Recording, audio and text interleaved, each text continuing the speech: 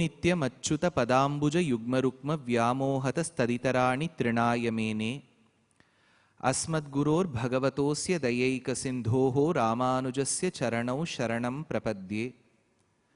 माता पिता युवतयस्तनया विभूतिः सर्वं यदेव नियमेन मदन्वयानाम् आद्यस्य नः कुलपतेर्वकुलाभिरामं श्रीमत्तदङ्घ्रियुगलं प्रणमामि मूर्धना। भूतं सरश्च महदाह्वय भट्टनाथ श्रीभक्तिसार कुलशेखर योगिवाहान् भक्ताङ्घ्रिरेणु परकाल यतीन्द्रमिश्रान् श्रीमत्पराङ्कुशमुनिं प्रणतोऽस्मि नित्यम्। नारायणं नमस्कृत्य नरं चैव नरोत्तमं देवीं सरस्वतीं व्यासं ततो जयम् उदीरयेत्। व्यासं वसिष्ठनप्तारं शक्तेः पौत्रम् अकल्मषं पराशरात्मजं वन्दे शुकतातं तपोनिधिं। व्यासाय विष्णुरूपाय व्यासरूपाय विष्णवे नमो वै ब्रह्मनिधये वासिष्ठाय नमो नमः। अचतुर्वदनोर्ब्रह्मा द्विबाहुरपरो हरिः अफाललोचनः शम्भुः भगवान् बादरायणः। नमः पन्नगनद्धाय वैकुण्ठवशवर्तिने श्रुतिसिन्धुसुधोत्पाद मन्धराय गरुत्मते। गरुडमखिल वेद नीडाधिरूढं द्विषत्पीडनोत्कण्ठिता कुण्ठ वैकुण्ठ पीठीकृतस्कन्धमीडे स्वनीडागतिः प्रीतरुद्र सुकीर्ति स्तनाभोग गाढोपगूढ स्फुरत्कण्टकव्रात वेदव्यथा वेपमान द्विजिह्वादिपाकल्प विस्फार्यमाण स्फटावाटिका रत्न रोचिश्छटाराजि नीराजितं कान्ति कल्लोलि नीराजितम्। जय गरुड सुपर्ण दर्वीकराहार देवादिपाहार हारिन्दिवौकस्पति क्षिप्त दम्बोळि धारा किणाकल्प कल्पान्त वातूल कल्पोदयानल्प वीरादिनोद्यत चमत्कार दैत्यारि दैत्य ध्वजारोह निर्धारितोत्कर्ष संकर्षणात्मन् गरुत्मन् मरुत्पञ्चकाधीश सत्यादिमूर्तेन कश्चित् समस्ते नमस्ते पुनस्ते नमः। नम इदमजहत्स पर्याय पर्याय निर्यात पक्षानिलास्फालनोद्वेल पातोति वीति चपेटा हतागाध पाताल भांकार संक्रुद्ध नागेन्द्र पीडा श्रृणीभाव भास्वन्न खश्रेण ये चंड तुंडाय नृत्य भुजंग ब्रुवे वज्रिणे दंष्ट्रया तुभ्यमध्यात्म विद्या विधेय विधेय भवद्दास्यमापादयेतादयेताश्च मे मनुरनुगत पक्षि वक्त्र स्फुरत्तारकस्तावकश्चित्रभानु प्रियाशेखरस्त्रायताम्नस्त्रिवर्गापवर्ग स्वरूप परव्योम धामन्वलद्वेषि दर्प ज्वलद्वालखिल्य प्रतिज्ञावतीर्ण स्थिरां तत्त्वबुद्धिं परां भक्तिदेनुं जगन्मूल कंदे Mukunde Mahanand दोग्ध्रीं अहीनां अहीनां अहीनान्तक. This is a composition of Vedanta Deshika, which is called as Garuda Dandakam. The topic that has been chosen for the day is Mini Mahabharata. Some of you may be wondering what Garuda has to do with Mini Mahabharata. Well, I will keep the explanation on why Garuda Upakhyana signifies Mini Mahabharata towards the end. For the first half, let us know more about Garuda.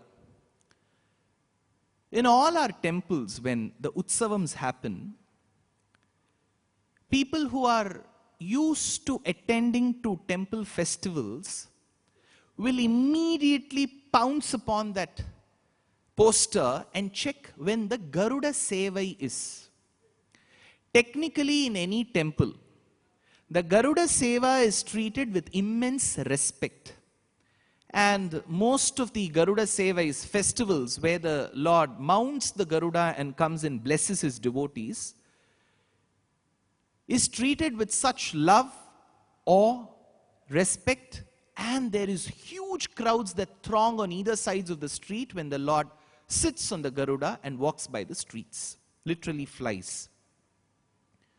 Of course, Kanchipuram, the famed temple of Varadarajaswamy temple, and the Garuda Seva in the temple is extremely famous. Nevertheless, when Venkateshwara Swami in Tirumala Tirupati, when he sits on Garuda, or when Namperumal of Srirangam sits on Garuda, most other temples, Garuda Seva is equally important. Why this Garuda Seva is important? There is one shloka that I will be dealing with tomorrow in the Ayodhya Kandam. Yascharamam na pashyetu, yancharamo na pashyati is the shlokam in Ayodhya Kandam. Now let's deal with why this glimpse of Garuda and the Lord seated on Garuda is important. It is just about 2 minutes of explanation. It may seem a bit cryptic. I will try making it as engaging as possible. Post the 2 minutes, we will get into the narration. So what I essentially request is, if you pay attention for the next 2 minutes, it will be useful for the both of us. So in the Vedas, we have 4 sections. We have Brahmanam, Aranyakam, Samhita, and the Upanishads. So every Veda will have these 4 divisions. The first 3 parts, Brahmanam, Aranyakam, and Samhita, constitute the portion called as Karma Kandam. It talks about the various samskaras and the karmas associated with a person who is the karta to perform. So it's called Karma Kandam. The last of the portion of every Veda, be it Rig, Yajuhu, Sama or Atharvanam, the last part of each of these Vedas is referred to as Upanishad. Since this portion is the Antima Bhagam of the Vedam, it is called Vedantam.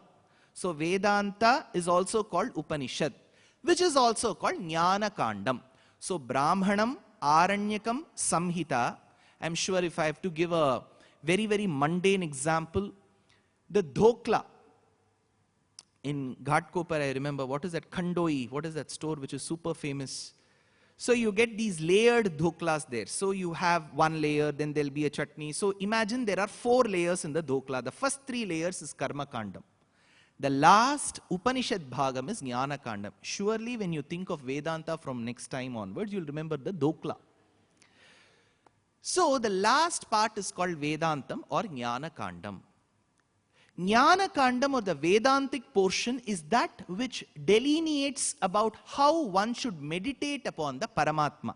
So it essentially talks about Parabrahmam or Paramatma, which is the last portion. Now invert it. Then what will happen? Vedanta will go to the top. Brahmanam, Aranyakam, Samhita will come to the bottom. So Jnana Kandam will go to the top. Karma Kandam will come below. Garuda signifies Karma Kandam. Narayana, who is seated at the top of Garuda, signifies Jnana Kandam. So Jnana Kandam signifies Parabrahmam, where we represent Narayana. Karma Kandam here signifies Garuda. So when you look at Garuda and Narayana seated at the top of Garuda, it is said that you are getting the quintessence of the Vedas. So Garuda Seva is that important. So when we have understood the importance of Garuda, where does Garuda's Upakhyanam feature? It features in the Mahabharata in the Adi Parva. So now let's go to that portion that essentially talks about Garuda. We had a rishi called Kashyapa Maharishi. Pashyakaha Kashyapo Bhavati, says Aruna Prishnam. So a rishi who could foresee the future was called as Kashyapa. Pashyakaha Kashyapo Bhavati, says Aruna Prishnam. This Kashyapa had many wives. That is the problem while dealing with most of our Puranas. They will end up showing most men as polygamous. People will ask, is this right? Nobody sought my permission in their marriages. So whether it is right or wrong, I am ordained to speak about them. Had Kashyapa asked me, I would have asked him to restrict with one marriage. He didn't seek my permission nor my suggestion. So let's keep, now they will, again somebody will say, what about the emotions of the other wife when she has to live with the other wife? You have to go ask them. here in the Puranas when we deal, I'll tell you why I deal with all these cross questions, because after finishing a lecture, I will have a barrage of essays and emails written to me. Why did Kashyapa marry so many? What answer will I give? So, he had many wives. One set of wives, we'll deal with each set in every Purana. One is called Vinata, the other one is called Kadru. This Kadru and Vinata were sisters. They were the daughters of Daksha. Daksha Prajapati had many daughters. Any daughter of Daksha is called Dakshayani. But essentially, in certain cases, common nouns assume the role of proper nouns. So generally, if you refer to Dakshayani, it may mean Parvati, who was born as Sati. But even Vinata is called Dakshayani. I will deal with that shloka in a few minutes from now. So Vinata and Kadru were sisters. They were the daughters of Daksha, essentially Dakshayanis thereby. They were married to Kashyapa Prajapati. Mahabharatam says that Kadru produced many snakes. Snakes were her children. This is what we have been told. When I was told this, I used to nod my head and listen. But imagine my state now. If I tell that snakes were born to Kadru, again they will say, how can snakes be born to human beings, sir? We have a double helix DNA model. Where will that match, they will ask. So there are a few answers or probable solutions that I can think of. One, snakes were born to her. It may seem absolutely illogical, but that is one option. Second, in the case of Kakasura Vrittantam, where Indra's son came in the form of a crow and physically assaulted Sita while she was in Chitrakuta, the answer given is Indra and his wife Indrani or Shachi Devi had the ability to transform their human bodies into any form that they would like. So it is said that they've transformed themselves into the male and the female crow and thereby produced an egg which hatched and became that little kaka. This is second option. So Kashyapa and Vinata, Kadru, must have transformed themselves into snakes and then they produced snakes. Option 2 or probability number 2. Third, those of them who have pets, how many of you have pets? Don't look at your better halves or consorts. And yeah, so some of you who have pets, if you go to houses who have pets, dogs or cats, they don't treat them as animals. They'll say, that dog is my child. So there is a concept of adopting animals as your very own children. So the third probability, which seems very possible to me, is there were snakes that were nurtured and nourished in the caves of the Himalayas, and Kadru must have treated those snakes as her very children. So this is the third probability. Now Kadru had snakes as her children. Let's now she kept those pets as her children, so she treated them as her own children. On the other hand, Vinata was worried that she didn't have any pets for herself. So in a roost, she found 2 eggs. She broke open the first egg. When she broke open the first egg, a little eagle-like bird, a chick, came and looked outside with underdeveloped or no developed portions below its thighs.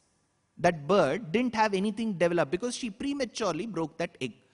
So this chick, the eagle chick, was extremely unhappy with this lady, whom the bird treated as the mother, and the eyes of the bird turned red. So did its body.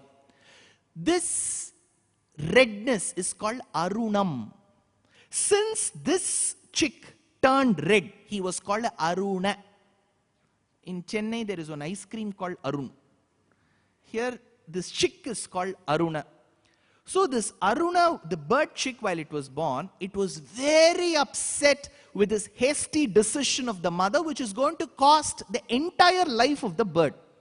So Puranam, Mahabharatam says, Yohamevam kruto matastvaya lobha paritaya sharirena samagrena tasmaddasi bhavishyasi. So the bird pronounced a curse on the mother. Since you have caused my future, I thereby curse you that you shall remain a slave to your own kith and kin for a small period of time. Again, there will be a counter question. Everybody will become Karan Thapar. So they will ask, how can a bird speak? Correct? If the bird has to utter the curse, how will it speak? How do our pets speak? When you go to certain houses, they will look at the dog and ask, Pasikarda. You are able to decipher from the body language. That is why I said keep the lights on the audience side on. Generally for music concerts, they'll switch it off. Even musicians will close their eyes. Whereas for speakers, we have to open our eyes. I need to understand your facial expressions, your body language. When one is hinting at the other to exit the auditorium, look at them and make them sit. So that's the duty given upon me. So body language is an art, and deciphering body language is a bigger art. So the bird looked at the mother in such a way that its inner feeling is brought out as a beautiful shloka by Vyasa. Now Vinata was super worried. She didn't even touch the next egg, because she opened one, it became a tragedy. She didn't even want to touch the next egg. Then after a considerable point in time, then the second egg hatched and came a little chick, the eagle chick, and it looked outside, and this was a fully grown chick, very strong. While it was born itself, it could extend its wings so very well. This chick, like how Daksha's daughter is called Dakshayani, Vinata's son is called Vainateya. So Vainateya means the son of Vinata. That is why Tyagaraja says, Vinata Suta Rara. In Prahlada Bhakti Vijayam, he says, Vinata Suta Rara. This Vainateya, Vinata's son. Since Vinata's son Garuda carries the Lord atop him, that Vainateya over a period of time became Vaira Mudi in Melakote Tirunarayanapuram.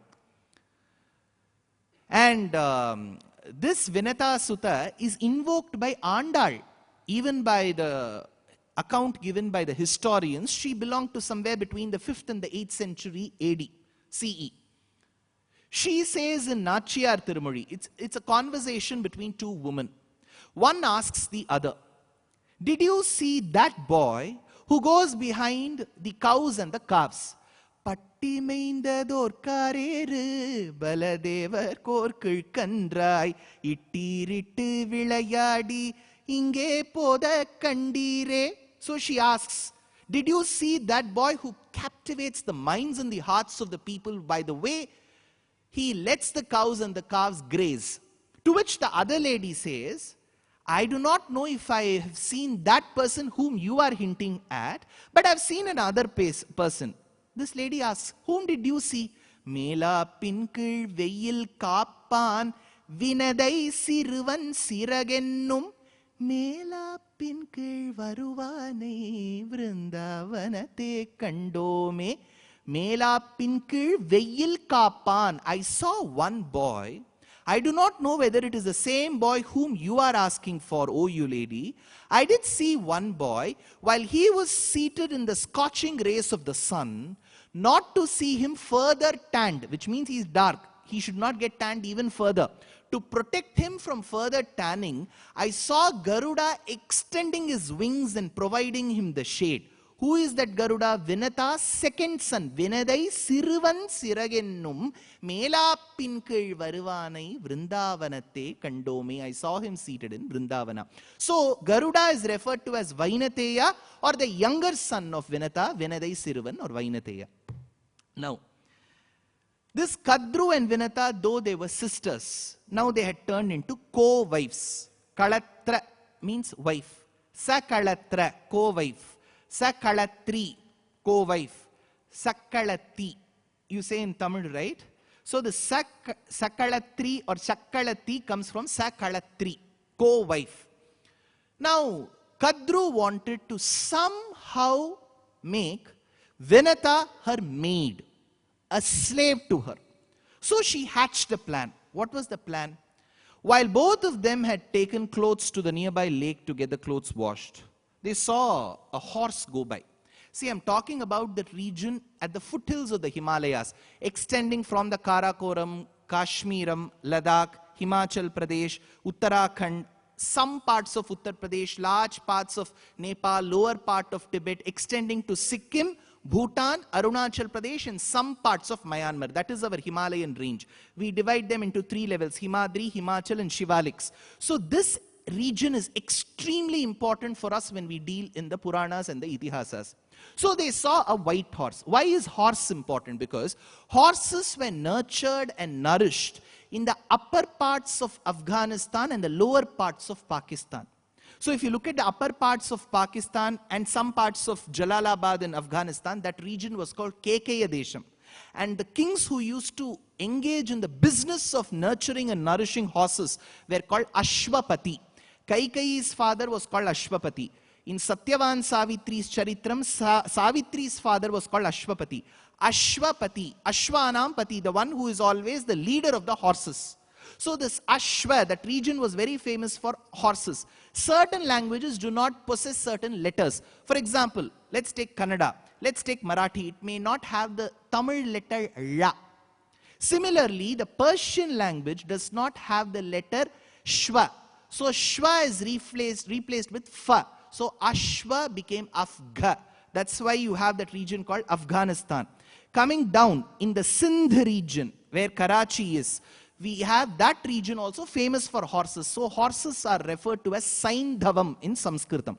So these 2 regions very, very important for horses. When we are dealing with the Himalayas, Kadru and Vinata, they were taking their clothes to be washed. They saw a white horse gallop and move from one corner to the other.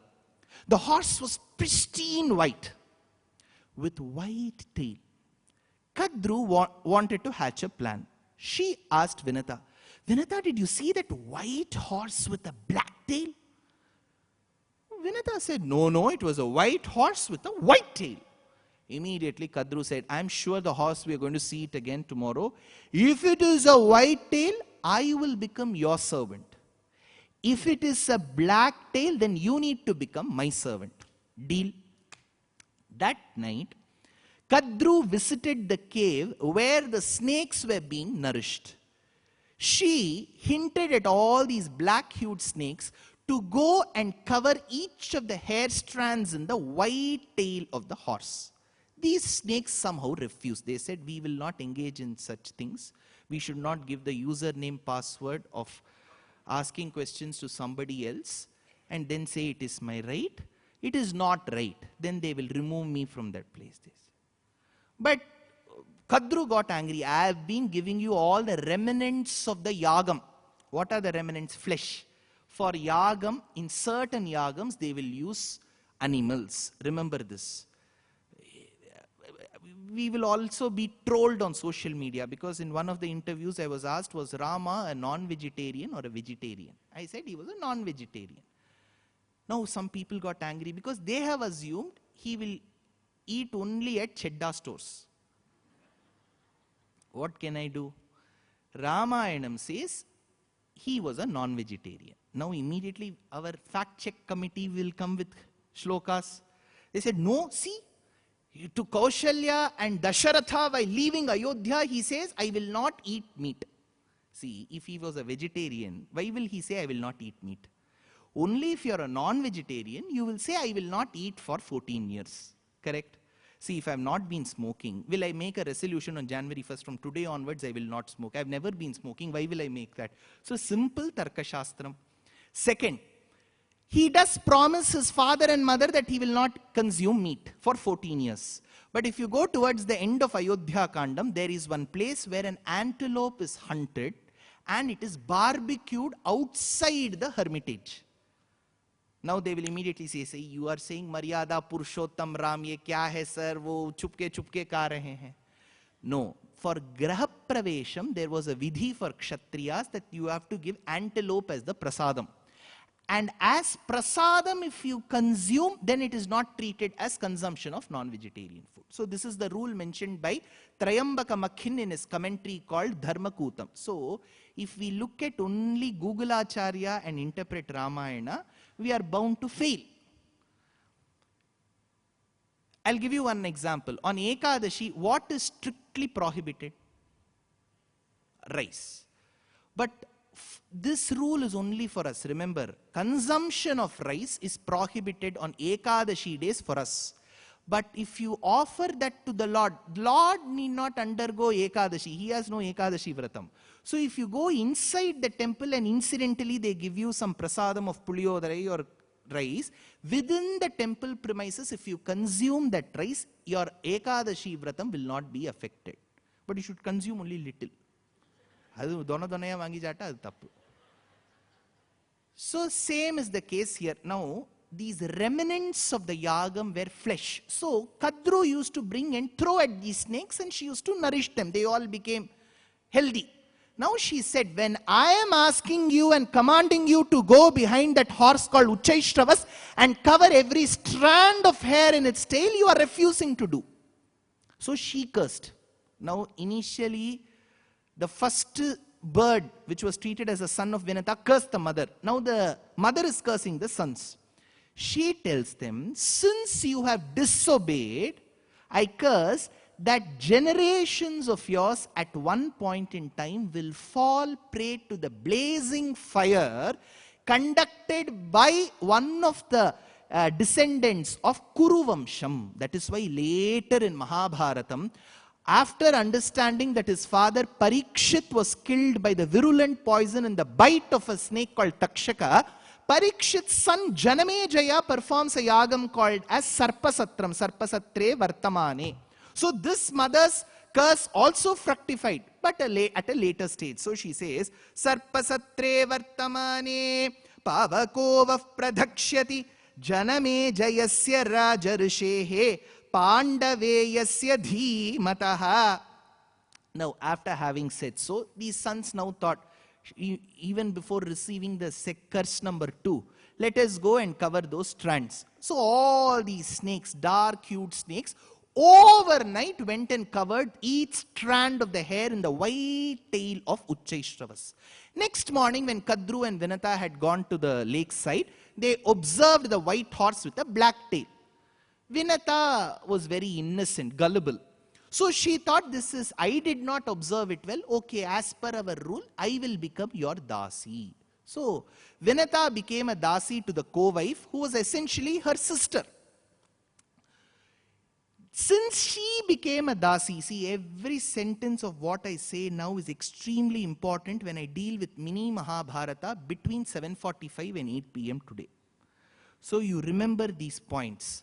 It should not become like engineering semester, because in engineering semester, after you study those courses and give that exam, you can comfortably forget. Then you can go to the next semester. So we have produced wonderful engineers this way, and there is one Brihaspati in Tamil Nadu who asks, which engineering college Rama went to and constructed the Setu? Had Rama gone to an engineering college, he could have not constructed the Setu. He doesn't know.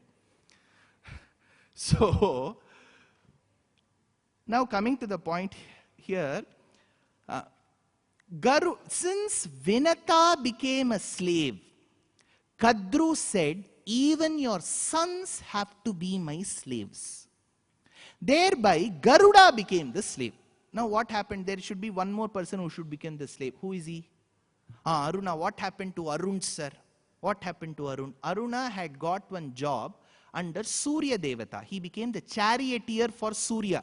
That is why even before the sun, which is yellowish in the morning, you see a tinge of red in the morning. It is called Arunodayam. Even before you see the Rathi, you see the Sarathi. Even before you see Surya, you see Aruna. Aruna got job as a charioteer with Surya. So he went on to a different jurisdiction. So Kadru's rule could not apply to him. It applied only to Garuda. Now that said, these snakes who were the pets and the children of Kadru used to command Garuda, take us to one island, says Mahabharatam. And Garuda, poor Garuda, he had to observe all these commands, and he used to take all these snakes from one island to the other. And Tvam Vishnustvam Sahasrakshastvam Devastvam Parayanam Tvam Sarvam Anrutam Devaha Tvam Somaha Paramarchitaha. And these snakes used to trouble Garuda to a large extent. This said, How was Garuda? As a little Garuda, see, when we deal with our Itihasas and Puranas, they give extremely high importance to the childhood pranks. For Rama, there is no prank. For Krishna Avataram, every stage, every day of his becomes a beautiful chronicle. There is one mention by Vedanta Deshika who says what Garuda used to do.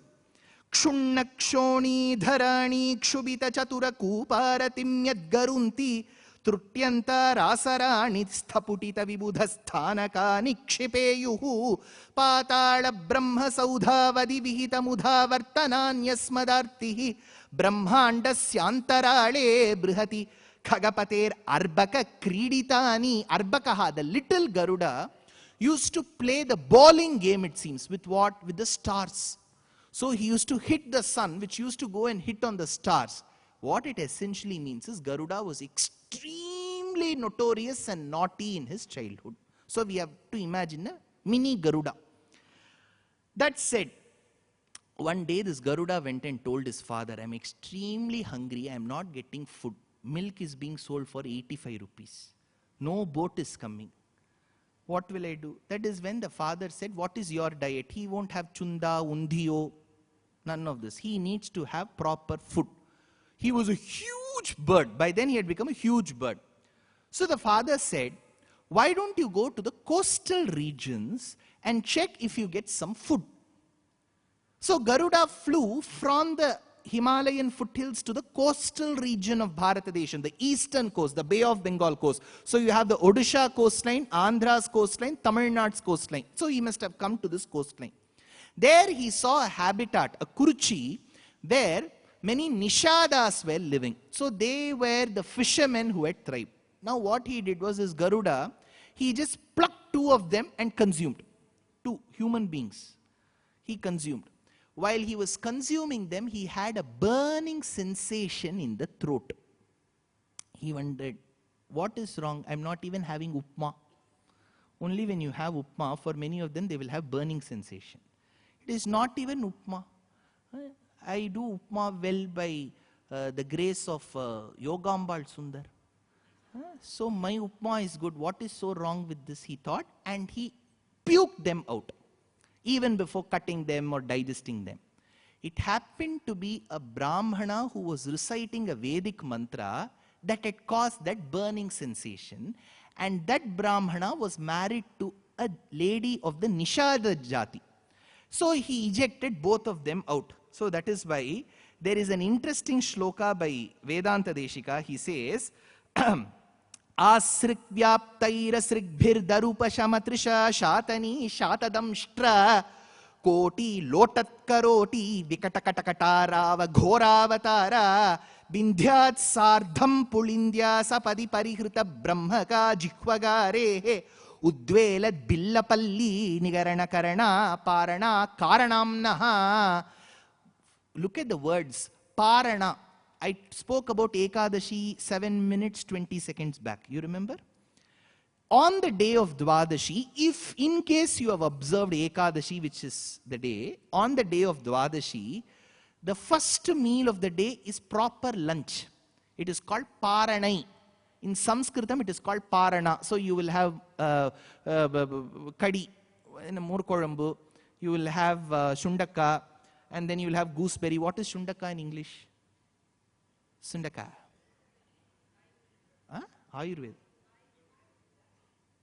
Whatever they said, that is the answer.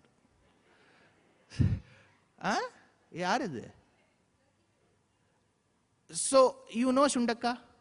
Tomorrow I'll bring and show. So, this Shundaka, Agastya Shakha. Agastya Shakha is a type of spinach. It's called Agatti Kirai. So that consumption of that meal is called Parana, Paranai. What did Garuda have? He had these people as his Paranai, it seems, says Vedanta Deshika. Parana Karanamnaha. So he was very hungry. His father advised him to go to the coast of Bharatadesham. While he consumed the couple, he ejected them out, stating that they should survive, I should not kill them. From there, where did he fly? This is where you have to observe very carefully. This is what Mahabharatam states. Now I am going to take you to Ramayanam for a few minutes.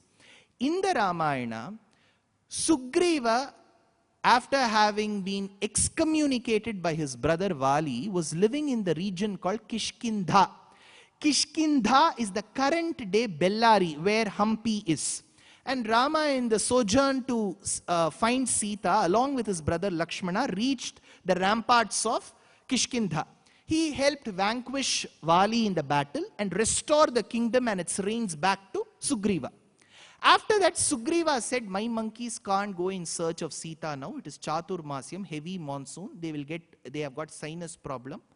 They cannot go in search now. For 4 months, they were chutti. They can't go. After 4 months, Rama reprimands Sugriva through Lakshmana. And then Sugriva says, Kshamasva, Kshamasva, Kimkopamulam Manujendra Putra. I will surely dispatch all my Vanaras in different directions so that they go in search of Sita. Now Sita could be in any of the directions. So Sugriva starts sending the Vanaras, having 4 teams, east, west, north, south.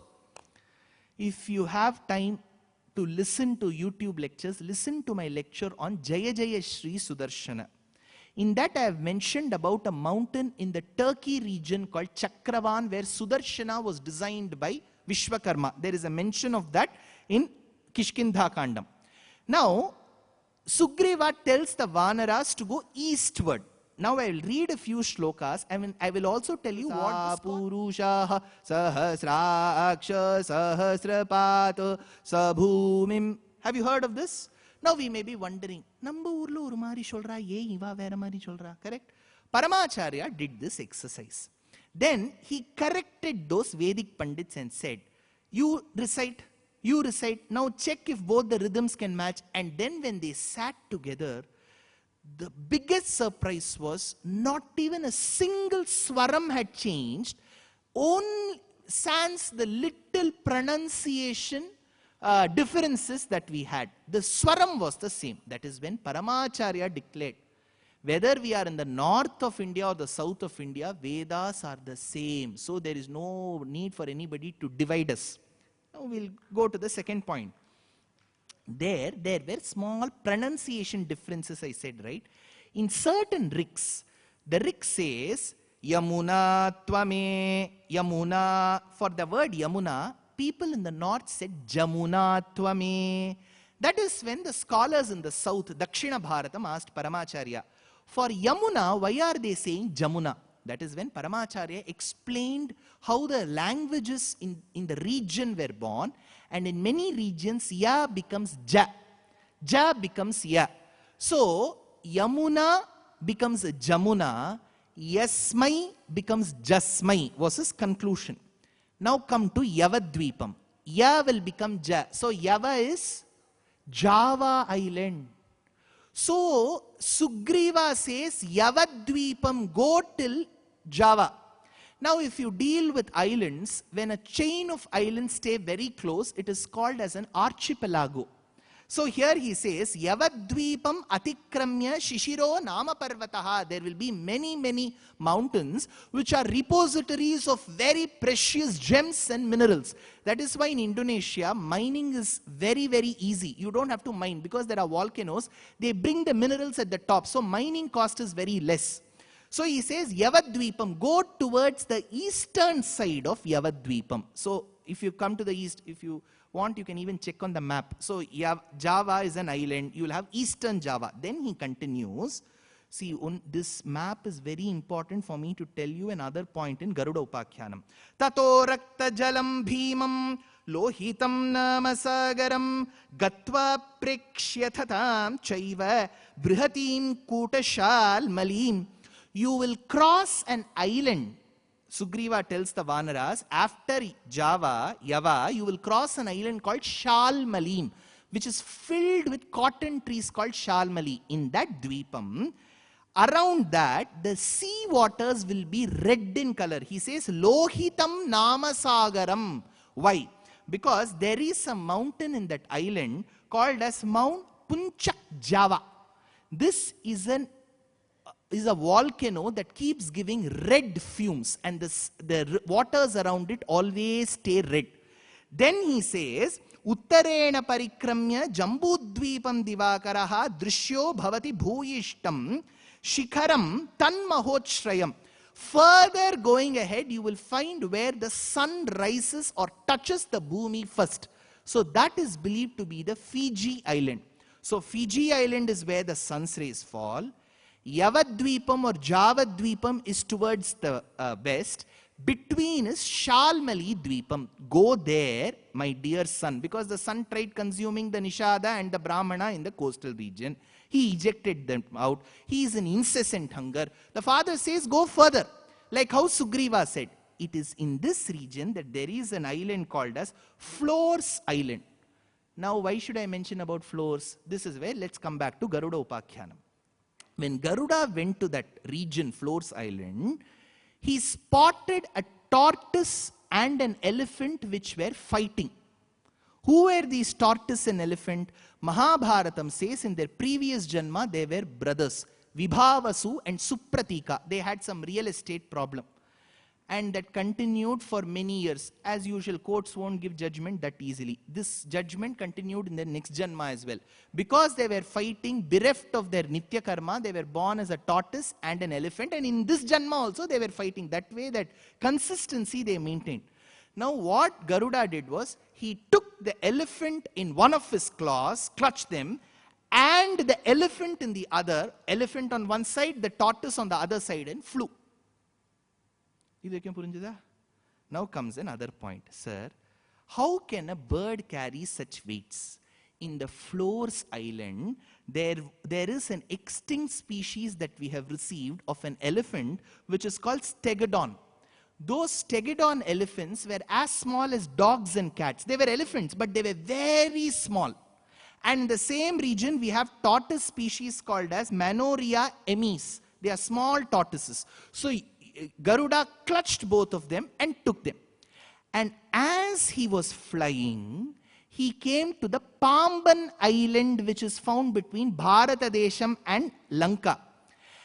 And that is where is a huge tree, a banyan tree, Nyagrodha Vriksham.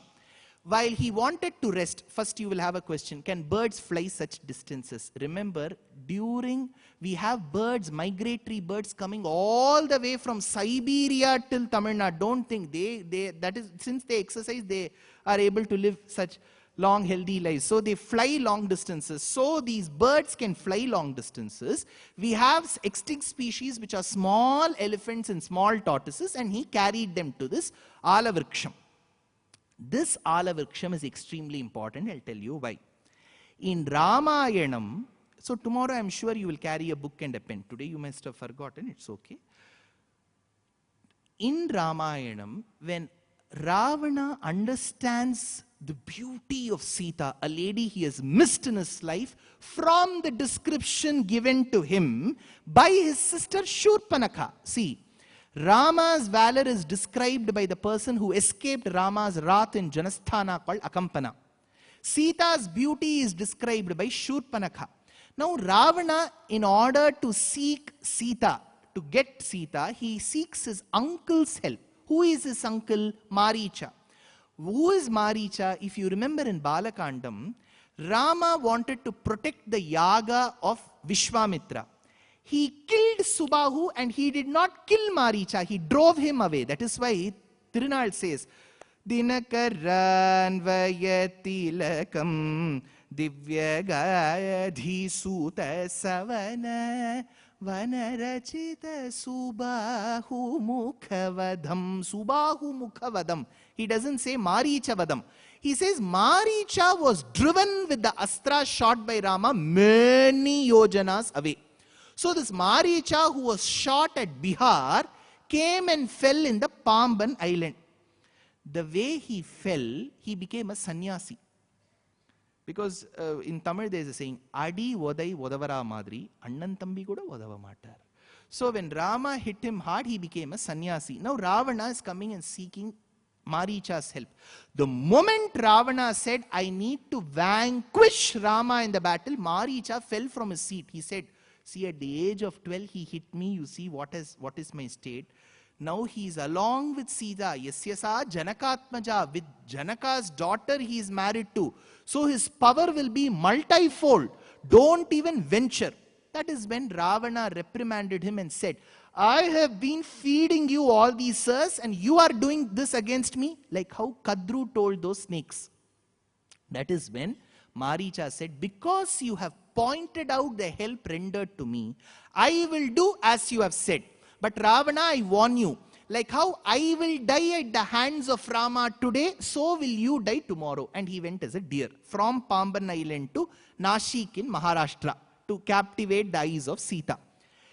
Now, why did I tell this? In that Aranya Kandam, the place where Maricha was meditating, Valmiki says, is the same banyan tree upon which Garuda sat with that elephant and tortoise. See the connection between Ramayana and Mahabharata.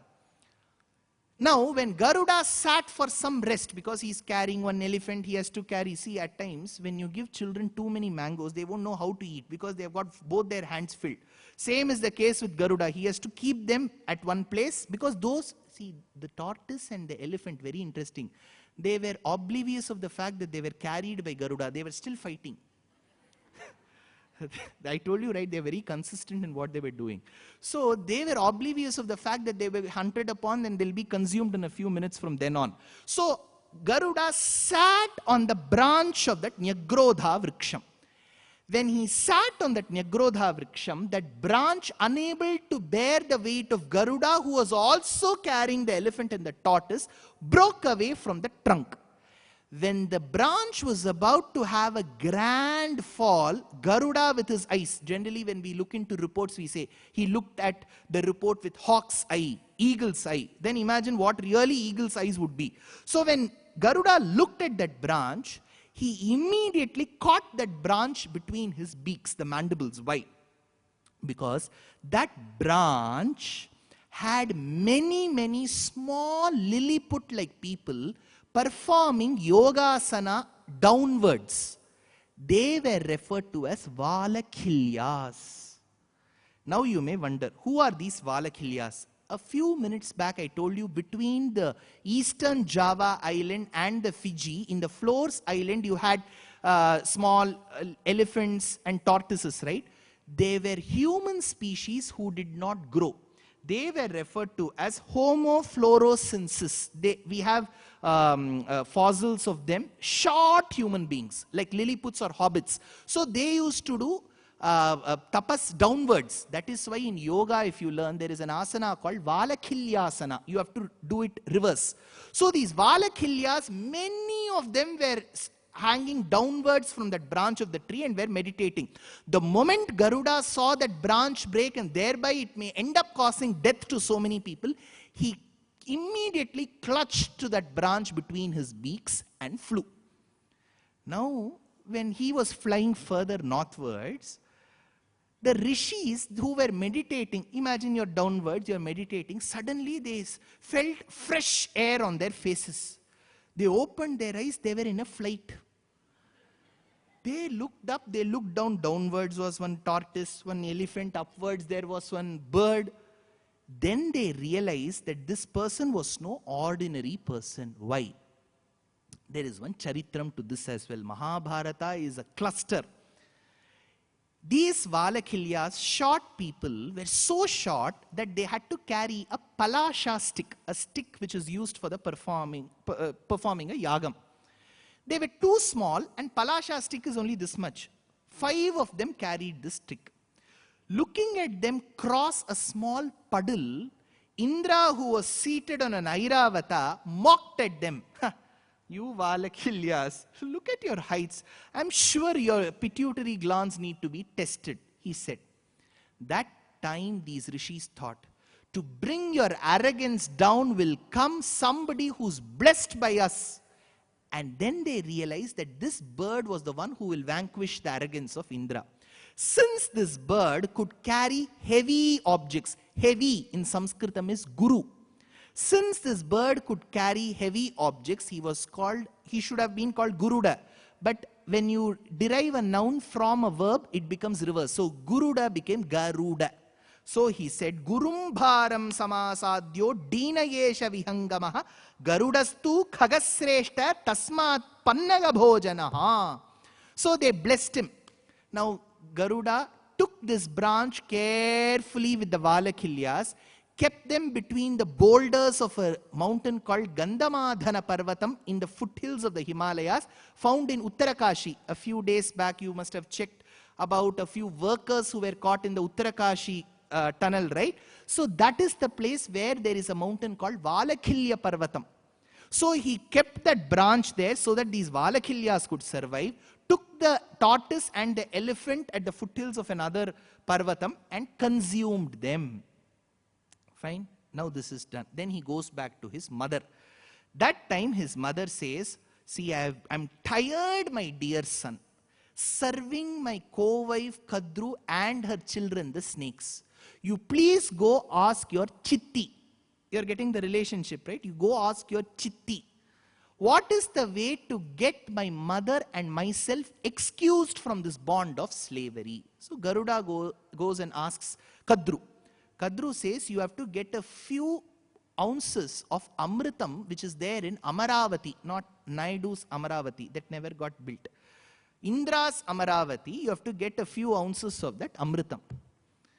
After he said this, Garuda wanted to go on a sojourn to Amaravati. That time he tells his mother, mother, please bless me that I become successful in this mission of fetching Amrita from Indra's Amaravati.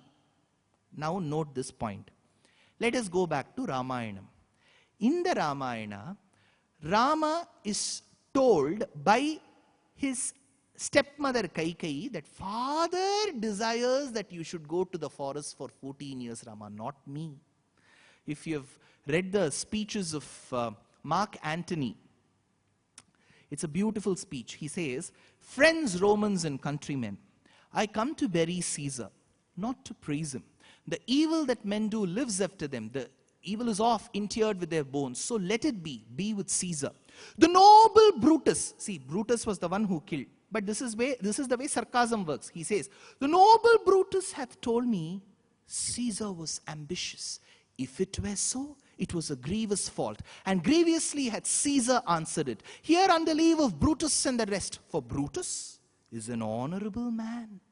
So are they all honorable men? Come I to bury Caesar, is the speech of Mark Antony. He says, he puts this in a very sarcastic tone. If you go to the start of the Ramayana, Vishwamitra comes and says, Dasharatha, please give Rama along with me so that I take him to the forest to annihilate the demons. Oh, Dasharatha says, not possible at all. My BP will go down. I cannot send my son. You know what Vishwamitra says? You had promised that you will do what I have asked. But you are not keeping up your promise. You live happily. Sukhi bhava suhridvritaha nanna iru. What does that mean? You will not live happily. But you can tell that in a different way, right? So here, Kaikeyi tells Rama, see, I am not saying, your father is saying that you have to go for 14 years, Rama. I am very upset. Rama, but I will surely wait for those 14 years. But I am sure in those 14 years time period, your dear brother Bharata will rule Ayodhya. I am sure you have no problems with that.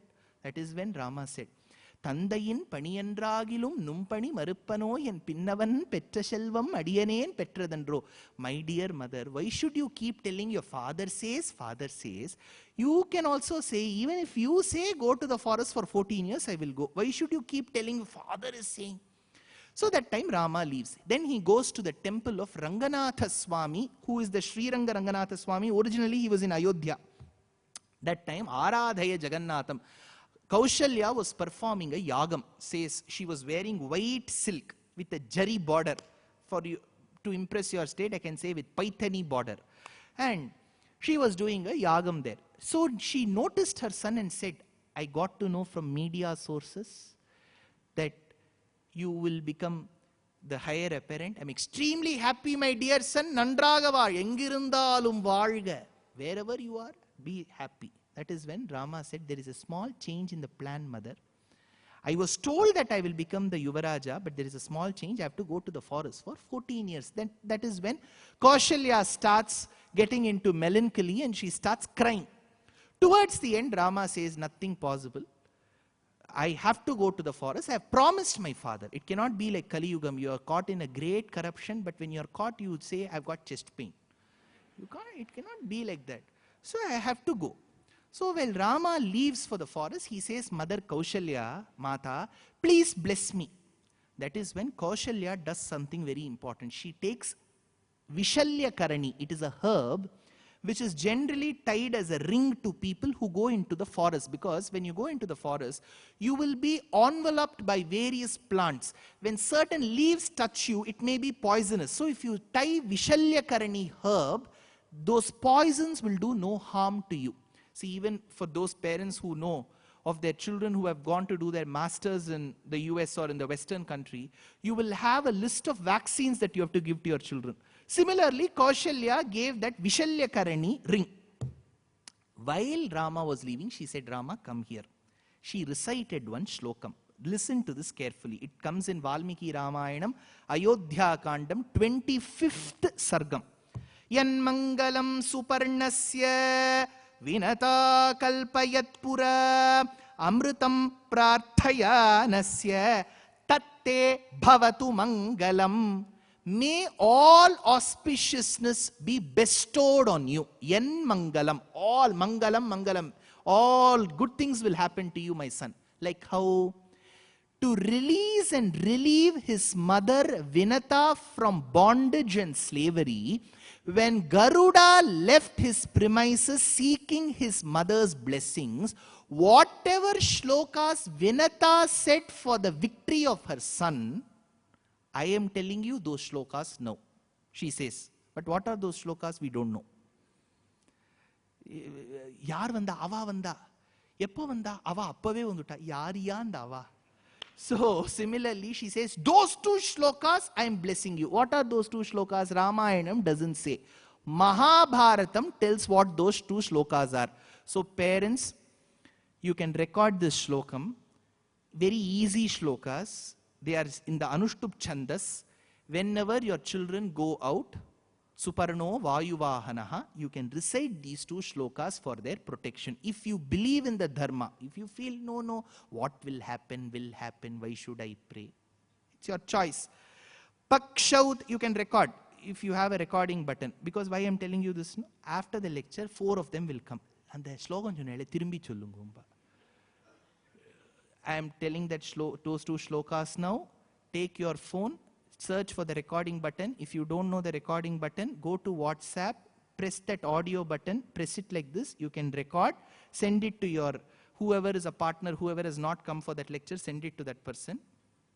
Ask them to come tomorrow. And listen to those two shlokas. Pakshaute marutaf patu Chandra suryau cha prishthatah Shirascha patu vanhiste Vasavaha sarvatastanum Aham chate sada putra Shanti swasti parayana Ihasina bhavishyami Swasti kare rata sada Arishtam vrajapanthanam Putra karyartha siddhaye. These are the two shlokas. So these two shlokas are told by Vinata to Garuda, let your wings be protected by Maruts, let them protect your wings. Let Chandra and Surya protect your backside. Shirascha patu vanhiste, let Agni protect your face. Vasavaha sarvatastanum, let Indra protect your entire body, my dear son. Aham chate sadaputra shanti swasti parayana. May all that you think become very successful. See, imagine every parent tells this to their children. How beautiful will be associated with our dharmic roots. So these are the two shlokas Vinata pronounced as blessings on her son Garuda, which is invoked by Kaushalya when she sends her son Rama to the forest. Now you may wonder, sir, you are telling she invoked Garuda's Upakhyanam, but Garuda comes in Mahabharata, Rama comes in Ramayana. How? Mahabharatam doesn't have everything which happened only in Dwapara Yugam. It also talks about those events that happened before Rama. It is an encyclopedia. Now, after having said this, Garuda flies towards Indrapatnam. And as he flies towards Indrapatnam, he could vanquish Indra very easily. Indra was very arrogant. He will not part with Amritam that easily. But Garuda was able to use his valor, his prowess, and vanquish Indra in the battle. But he did not want to do further damage to Indra. So he said, see, I have won. But your supporters will not like you losing. See, Thala and Thalapadi, there is a huge fight between the fans. So your fans may not like you losing. So you go tell your fans that you have won. Then Indra said, what is the proof that I have won? So that is when Garuda took a beautiful feather from his wing and said, put it onto your crown. That is why I say another feather to one's cap. That crown became cap. So he said, put it there. People will believe that you have won. Since Garuda gave a beautiful feather as a tribute to Indra, he was called Suparna, good feathered one. Suparna. Garuda, because he carries heavy objects. Now he brought that Amrita Kalasham. Now, why this Amrita Kalasham is important? What is Amritam? What will happen if you drink Amritam? You say something, you have to say. Immortality, sir. We will not die at all, sir. Simple. Huh? Very good. Big claps to that madam. Who said that? Very good. So she said, I have borrowed from your lecture. That is okay. My paper is like Vyapam leak. There is no concoction for immortality. Remember, if you are born, you have to die. However great you are. Only the lifespan may vary. A tortoise may live for 120 years. A person in Japan may live for 105 years. That lifespan may vary. That is why even dogs, they'll say, if the dog is 7 years, they will say it is equivalent to 70 of human age. So 100 is generally the lifespan, which is the general number. That is why when they bless, they say, Shatamanam bhavati shataya purusha shatendriyaha. So shata, 100. That scale may vary. Dogs may live for 10, elephants may live for 20, and so on and so forth. So there is no concoction to immortality. Then why do they say Amritam means immortality? Because Ayurveda Shastram says Amritam is generally consumed by those people who want to look young. See, some people don't like them being called mommy, mama, akka. I have tried this many times. If I say mommy, no, don't call me. Don't call me mommy. Call me my name. Call me Lata. Okay, I will call Lata. Then outsider will say, you are an Upanyasaka, you don't even have respect towards that mommy. I said, don't call her mommy. I already had a earful. See, we always want to stay young. But we may want, but our body ages. And surely we have to die. We don't know when. That is the biggest blessing that we have. We do not know when. Imagine we had been told one death date. We will not be seated in fine arts. I will be counting. We do not know when. Uncertainty is the certainty of life. No Deva can escape death. Because Shastram says, Vedanta says, if you are born, you have to die. Rather it insists, what is born will die. That is why Shastram says, what is born is your material body. So that will perish. What is unborn is your Jivatma that will never die. So this concoction called Amritam, which is referred to in Ayurveda Shastram, was consumed so that one could showcase themselves as a young person. It will bring some longevity. Instead of 60, by having Glimipride plus Metformin combination, you can go till 75. If you are in 75, you will go till 90. That's all. But one day you have to call the Purohita and keep him ready. Mama solli vechiruken adha aidutna ingle vandu paathukum en pilla kitta unga number illa. So coming back to Amritam, she wanted Amritam. Kadru wanted Amritam. So she said, Garuda fetch Amritam from Indralokam. So Garuda went and brought that Amrita Kalasham along with him. There is a Kalasham means a pot. Amritam within it. You know what? See, what is the biggest prasadam, famous prasadam of Ambalappuzhai? Endana prasadam? Payasam. Sir, you don't know that. Payasam alle. Pinne Tirupulani. Tirupulani is also payasam. Don't think only Ambalappuzha makes payasam. Tirupulani also, payasam is a prasadam. Only thing they will use aval. Alagar Kovil. What is a prasadam? There is a nice channel, Puliyodharai Travels or something, they describe. Dosai. Tirupati. Enna sir idu. Engalukeva. Tirupati's laddu. Remember, in all our inscriptions of Tirupati, there is no mention of laddu.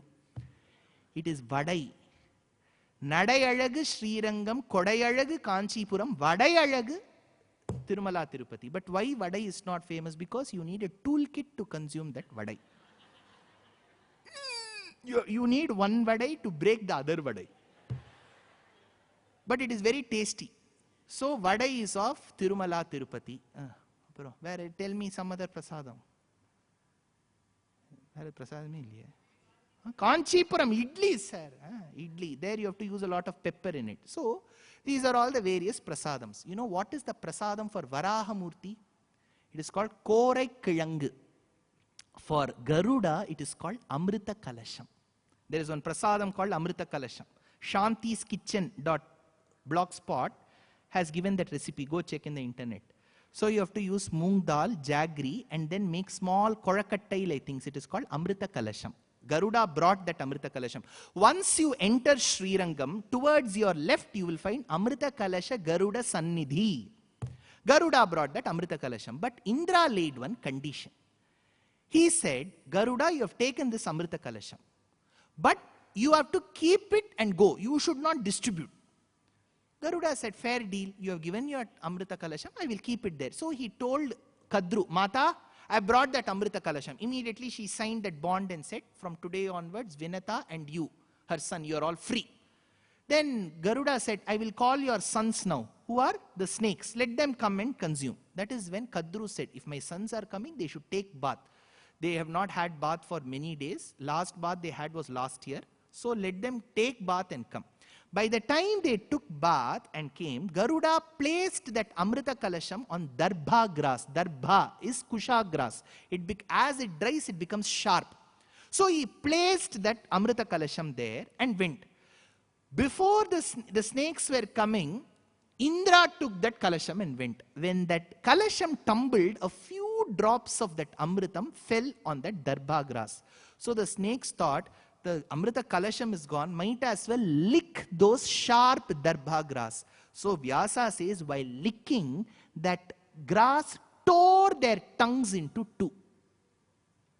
So now a small section of the reptiles, not essentially snakes, because they consumed that Amritam, some of the reptiles, let's take even the lizards, have the ability to grow their tails even when they are cut. So it is said that it could be attributed to that Amritam that is there in their DNA. Now you may be wondering, sir, will that affect the DNA? I will give you an example. I gave lecture in the house of one of my very good friends. They are Chettiyars in Tamil Nadu. I'm still very close to that family. The head of the family, the lady and the man died a few years back. How? He went to a dentist. I'm telling you what they told. You can check on the news articles also. He had to go for a dental procedure and an anesthesia was given. The moment the anesthesia was given, he died because one strand of the Chettiyar communities are allergic to a component in the anesthesia. So, if we wonder that why should such traits be carried in the DNA, that is why we insist on letting the Gotram be known. So, there are certain traits that are being carried. So, here, he carried that Amrita Kalasham, gave, the snakes consumed, licked and went. There is something that happened in between. Have you heard of this? Naduvila konjam pakkam kaanam. I'll tell you that kaanam portion. When Garuda was carrying that Amrita Kalasham, he saw someone extremely beautiful. If I tell this line, you will understand. So elegant. So beautiful. Just looking like a...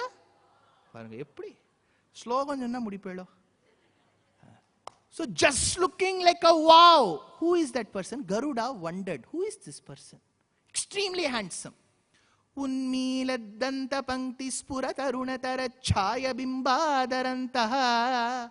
When that person smiled, it looked as if Some of the stars that were glistening bright in the constellation were plucked out of their axes and regions and put into a row up and down, and that is how his teeth glistened. Unmile danta panktihi spura tarunatara chaya bimbadarantaha. However, his cheeks, it looked as if a fresh stone of the emerald was cut from the mines and was let to be nourished and placed on either sides. They looked like green mirrors that were reflecting the beautiful fish. Makara kundala dvandvadipram, says Bhattadri. Extremely handsome he was. His forehead looked as if a crescent moon was placed and on it was a urdhva pundram. How was his kritam? It looked as if 1,000 suns were smelted together and placed at the top.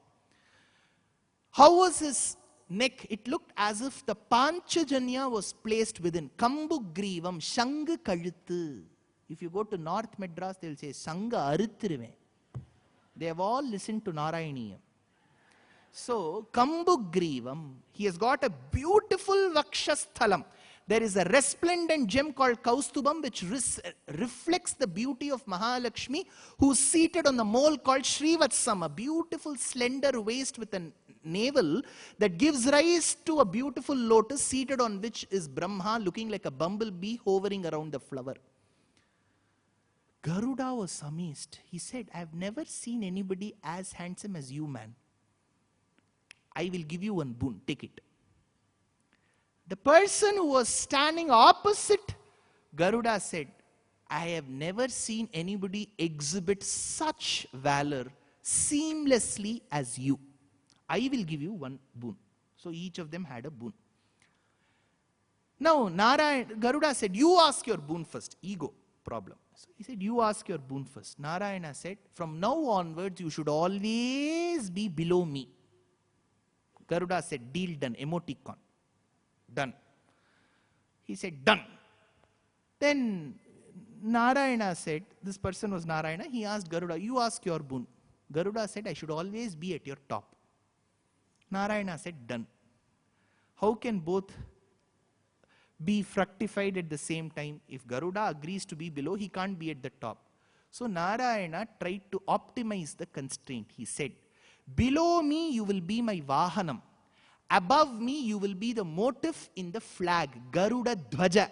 Garuda Dhwaja Toshaya Gito Garuda Dandakaha. So you will be the motif in my flag. There is a place called the Sanchi Stupa. It is extremely important in architecture because it comes in the BCE period. You will see all the soldiers who will be carrying the flag with a Garuda at the top. So Garuda is extremely important in architecture too. So Narayana said, you will be at the top as the Garuda Dhwaja and below me as Vahana. Now we have a problem. Now when Narayana said, from now on you will be my Vahanam, till then how did he travel? Ola use pannirpar sir. Ola wo, Uber wo. How did he travel? Tell me, give me an answer. Answer chahiye. Snake, stand up on the bench. He was sleeping, sir. He was sleeping. He came. Now you are asking for vehicle. Eppadi vandar? Nataraja service, sir. He walked and came. Can I tell you the answer? Vedanta Deshika answers this cryptic situation. He says, when Narayana appeared in front of Garuda, he was seated on Garuda. How? Here is where we need to understand Agamam. Agama says that the Lord exists in 5 states. Para, Vyuha, Vibhava, Antaryami, Archa. These are the 5 states. States, for example, water. In its natural state, it is a liquid, H2O. When you go below the melting point, it turns into a solid state called the ice. When you let it heat, when you heat the water, it turns into vapor, a gaseous state. So water can exist in a solid state, liquid state and gaseous state. The formula doesn't change. Similarly, Paramatma exists in Paramapadam as Paravasudeva. During creation, he becomes Sankarshana, Pradyumna, Aniruddha. That state is called Vyuha. That is why we say Aniruddho Apratirataha Pradyumno Amita Vikramaha. We say in Sahasranamam. Chaturmurtihi we say, right? Vasudeva Sankarshana Pradyumna Aniruddha. Spa. Remember this word, Spa. Sankarshana Pradyumna Aniruddha. S-P-A. Spa. If you remember Spa, you can remember these names. Now, Para state, Vyuha state. That Lord Paramatma chooses to be born amidst us as Rama and Krishna. It is called Vibhavavataram. He is there as the omniscient person within us as Antaryami. He is called Hardha Tattvam. And he stays in Srirangam as Ranganatha, Kanchipuram as Varadaraja, Tirumala as Venkateshwara, Guruvayur as Krishna, Mannargudi as Rajagopala, Vaduvur as Ramachandra, Bhadrachala as Sita Rama, in Purushottama Kshetra as Jagannatha, in Ayodhya as Rama, in Dwaraka as Srinath, in Tiruvananthapuram as Anantapadmanabha Swami, in Tirupullani as Adi Jagannatha, in Anbil as Sundararaja, in Appakudattan in Tirupper Nagar, Lavanavarjita in Tiruvinnagar, Sharangapani in Kumbhakonam, Parimala Ranganatha in Tiruvindalur. So all these forms of the Lord are called Archavataram. So there are 5 states. Para, Vyuha, Vibhava, Antaryami, Archa. 5 states. Now, can all the 5 states coexist? Yes. Like how? If you go in the flight, when you enter, the air hostess will say, Namaskaram, Vango. But does she mean it? May not. Enna padutha pordo, yappa pattala, battaniye alutindruka pordo idu. She may be, but she will say, Namaste. She's been told to smile. Now, people will be very specific. Give me sparkling water with ice cubes. So ice cubes will be put into liquid. So solid state and liquid state exist together.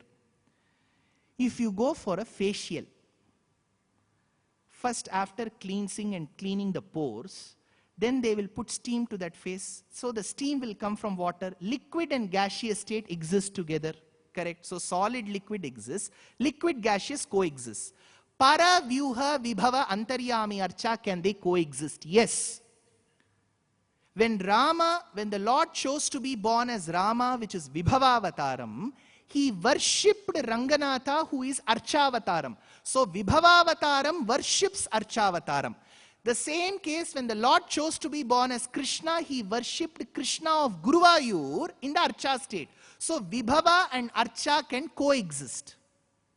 Similarly, in Krishna Avataram, if you remember, in Bhagavatam you must have heard, when the Brahmana had lost his children, Krishna took Arjuna and the Brahmana to Vaikuntham and brought the children back. It is called Santana Gopalam in a place called as Tripunithura in Kerala. Minnum palatara ratnangal cherthulla ponnum kiritamum paladeshe nannayalangari chidum dilagavum purnatra ishvara kanangenam mallikaabanande kaithalame veena villilaga kambilallalegum Chillinagagalum nasika bhangiyum purnatrayeshwara kanangenam.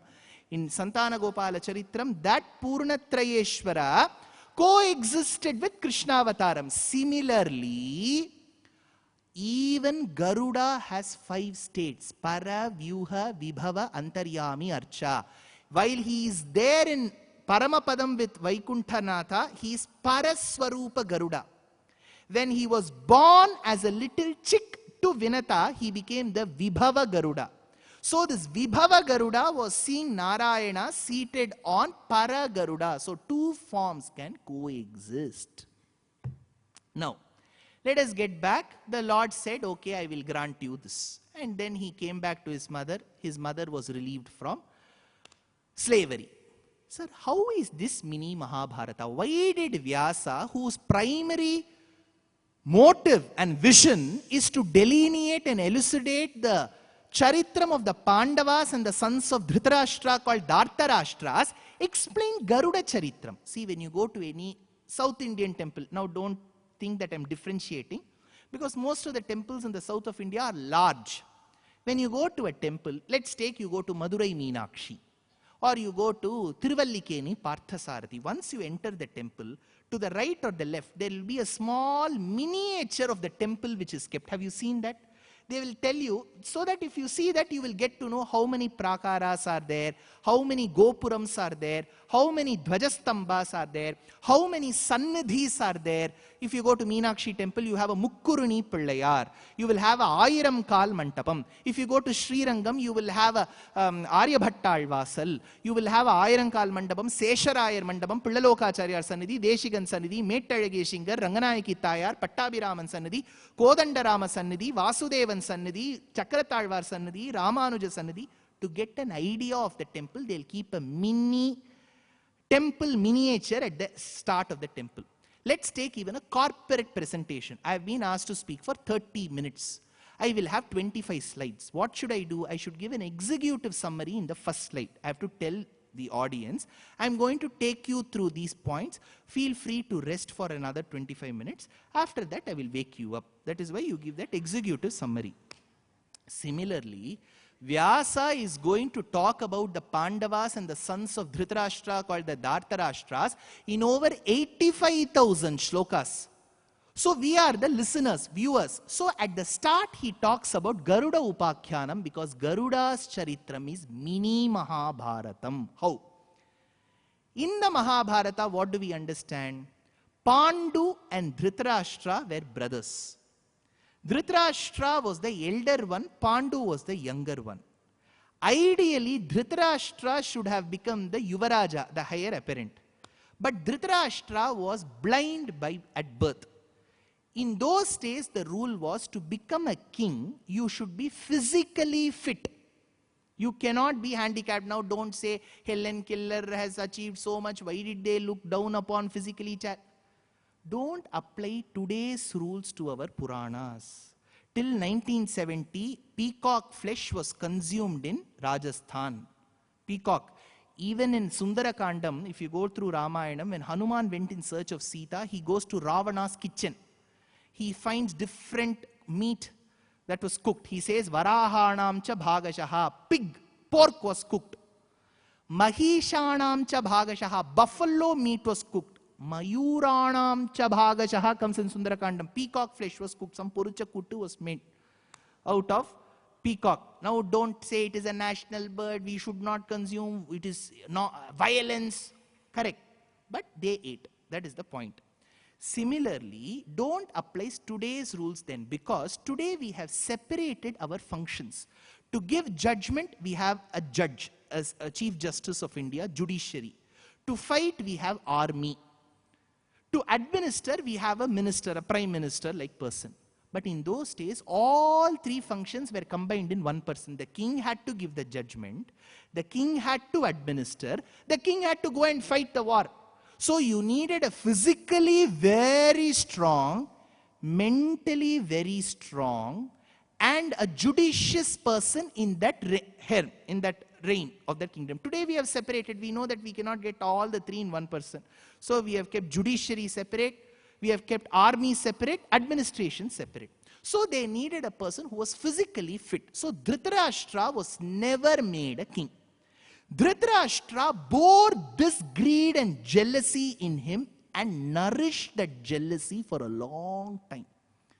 Then his younger brother Pandu was made the king. So this jealousy is there in him. Please understand, that is when Shastram says one particular point. I'm sure there'll be medical practitioners here, there'll be research scholars here. When you harness and develop jealousy and greed for a long time, that will percolate even in your children, says Shastram. Ayurveda does not treat a child which is born as a concoction of the sperm fertilizing the ovum alone. It says, Jatayor Hridayor api, even the mental wavelength of the parents will be reflected in the children. See, if Duryodhana, Dushyasana were victims of jealousy, it is because the father was nourishing jealousy. So this Dhritarashtra became jealous, Pandu became the king, but Pandu had his own set of problems. He was married to Kunti. After he was married to Kunti, in a few days, there was a siege at Madradesham.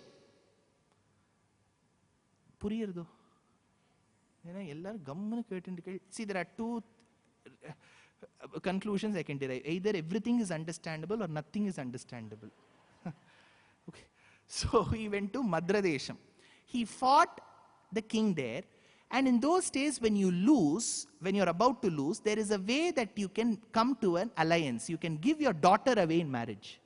So this Madra Raja gave his daughter called Madri in marriage to Pandu. Pandu's wife Kunti, who was just married a week back, was telling her friends, my husband has gone on on-site project. I will get it in different currency. We have opened one NRE account.